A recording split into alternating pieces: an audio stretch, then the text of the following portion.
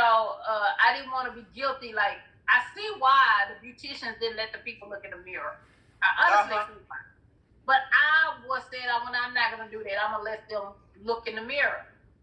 But sometimes that can be a hassle. I had a hassle that went with that because the way it takes to get something that way, when you're doing it going to look crazy.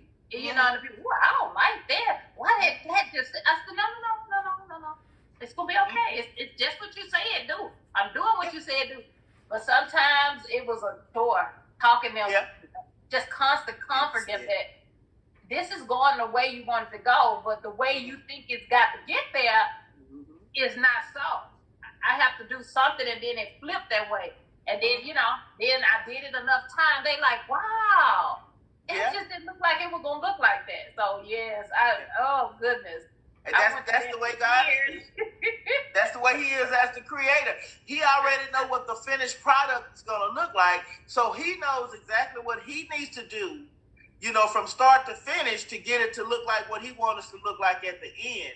It's just like even something as simple as putting on makeup. Now, when you first start putting on makeup, you probably scare somebody.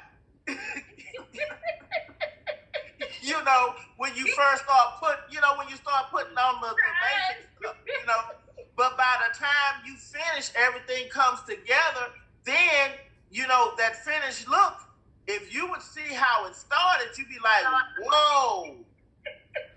And that's how we are when God is doing something for us, because we can't see the finished product. We just see the part we in. Right. That's such a good analogy. Because I can so identify with it when I was doing hair. I could identify with it. Oh, my goodness. I had to keep on reassuring them that this was the order. And sometimes God has to keep reassuring us that this is the order. Yeah. And then we have to trust the order. We have to trust the order. And I think the struggle for... Well, I'm going to talk about Linda because I can't talk about nobody but Linda. But I think the struggle for me is learning how to depend on God for everything. Yes. Because independence was drilled in my skull since the time I can remember. I can't remember a time I didn't hear, be independent. Be independent. So that was just kind of like just drilled in my skull. And I became so, that... Faith come by hearing. Faith come by hearing. And so I was so independent that I had to learn. I'm still learning how to totally depend on God, because I was so used to doing it myself, and it's like, well, I just do it myself. I'll just do it myself. And until you get to a place where you can't just do it yourself. You ain't got no choice but to sit your hips down and wait on God. You better say that. And it don't feel good. The world system drum that up to you too.